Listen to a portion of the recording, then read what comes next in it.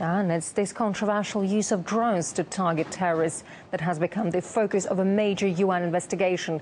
Human rights activists are highly critical of their use, saying it often results in wider civilian deaths than officially acknowledged. And aside from the lack of transparency, the whole legality of the tactics is now being questioned, as Anastasia Churkina reports.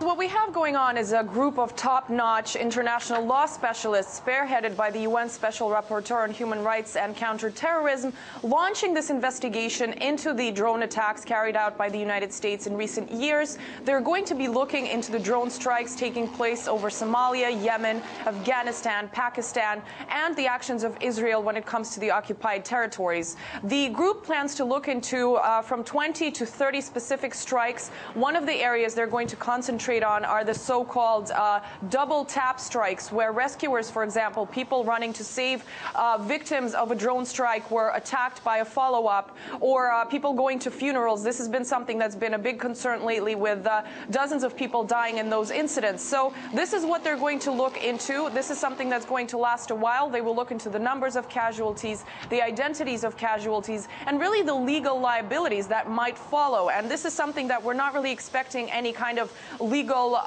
serious accusations to come out of, but one of the things they're looking into is whether or not war crime is a term that can be used, a very strong term. So this is something that we're going to have to find out when this report is finally revealed in the months to come. What prompted this investigation is, of course, growing concerns at the increased attacks that end up killing civilians and children on the ground.